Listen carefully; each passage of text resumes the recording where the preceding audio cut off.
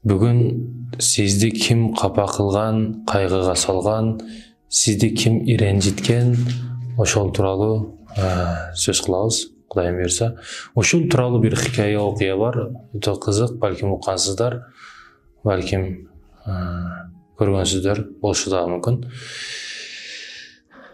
Чоң университет залдарынын биринде профессор студенттерге өтө бир өзгөчө сабак берүү үчүн, сабактын дагы сабагы болот. Сабагын бериш үчүн студенттерге кайрылып, силерди ким капа кылган болсо, кайгыга салган болсо, кыжаалат кылган болсо, канча жолу, мисалы бирөөнүн 5 жолу, бирөөнүн 10 жолу, бирөөнүн көңүлүндө иренип жаткан кайгылык сезими болушу мүмкүн. Ошого жараша кимди канча жолу капа болгон болсо, ошого жараша помидор алып келсин дейт экен. Агайдын буйругунун негизинде студенттер бирөөсү 3-тү, бирөөсү 5-ти, бирөөсү 1-ди, ар кимиси ар кандай помидорлорду алып келишти баштады. Алып келе бергендиктен, күн сайын алып келип, кайра алып кетип, алып кете бергендиктен бирөөлөрдүн помидорлору сасышты баштады. Күн ысыкта бирөөлөрүнүкү жыттанышты баштады, бирөөнүкү чиришти баштады. Ар кандай абалда жаман болушту, булганышты баштады.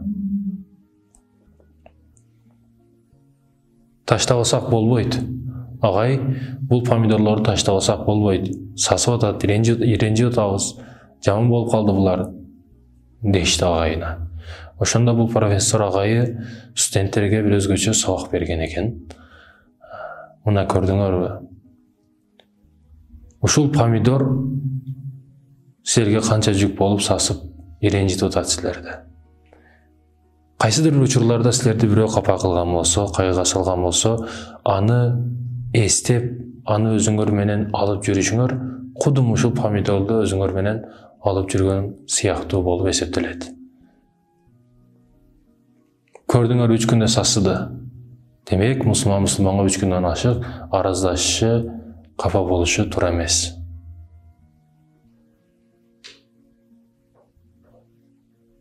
Ушул помидор сыяктуу жүгүңөрдү алып жүрбөгүлө, таштагыла помидорлорду.